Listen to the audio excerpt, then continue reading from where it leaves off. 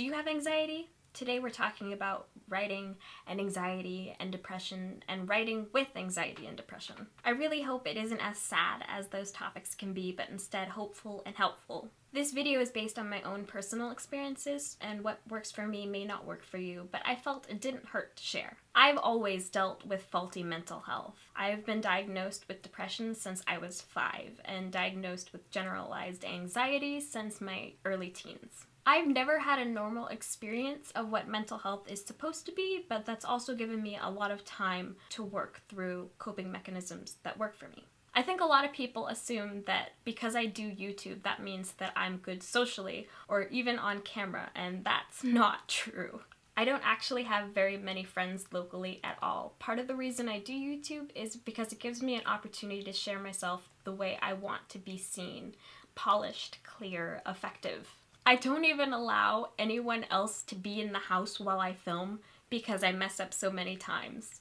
And also because they are very, very loud, even the dogs. I write scripts so I don't forget what to say, and I mess up at least a dozen times a video. It's ridiculous.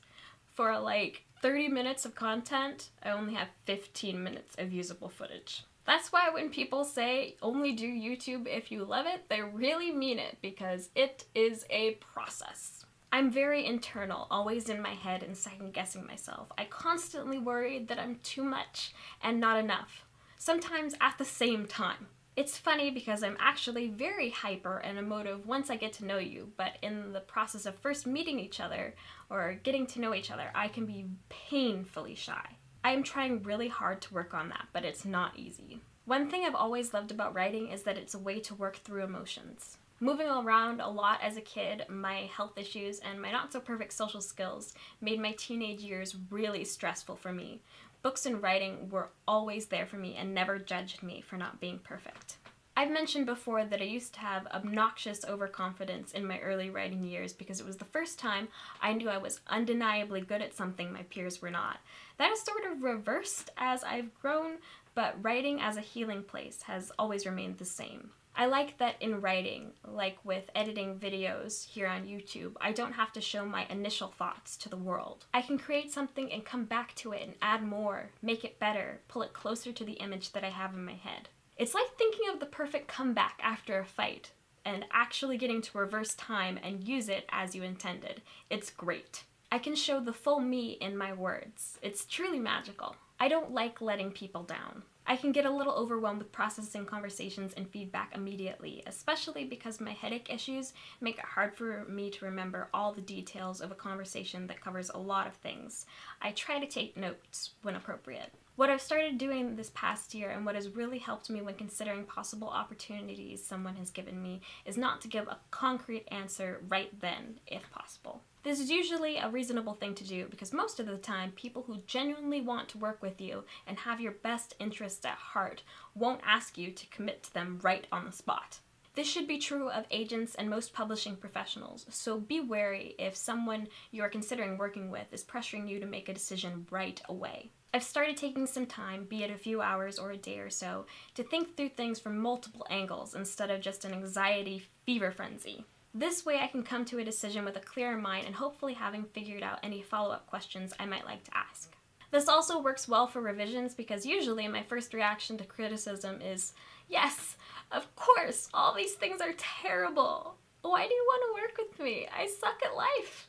And then I just lay down in a pity puddle for like an hour or so. It's very pathetic, but it's part of my process. Taking the time to critically think through before editing gives me the resolve I need to face the changes I do need to make and the courage to stand my ground when necessary. I don't ever want my work to suffer because I'm afraid of voicing my mind to someone with more experience or a higher authority than me. Usually, if it's something big and important, a workable compromise can be found. Worst case scenario is that I'm overthinking something. I do that a lot, daily even.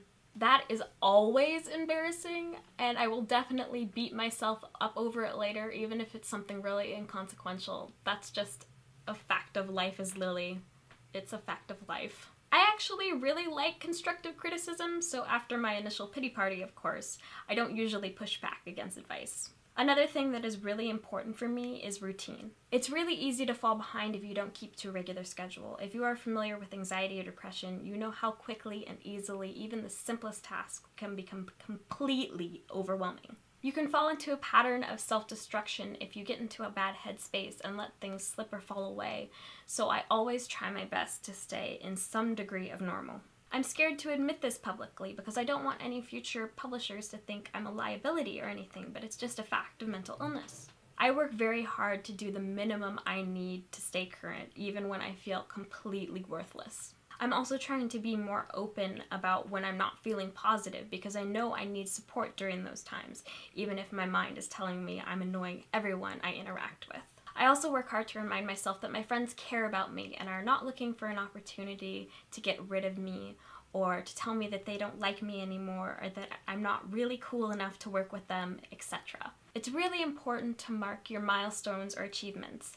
I always note down a new YouTube milestone and I mark special news on a calendar because it's really important to have those to look to when you're not feeling talented or worth it. I also try to follow Victoria Schwab's calendar trick, which is rewarding yourself with a sticker whenever you meet your target word count or worked out or edited. I keep kind comments bookmarked and your letters hanging on the walls of my room. I've gotten a bit behind in replying to handwritten letters, but they really mean a lot to me, and they really meant the world to me when we were homeless. I'm not sure how helpful this video is with actionable tips you can use. At the very least, I hope it lets anyone experiencing something similar know they aren't alone. One of the most relieving things about going to my first writing conference last year was meeting other writers, both published and aspiring, and realizing how much I had in common with others. Depression can make anxiety about publishing all the worse because it intensifies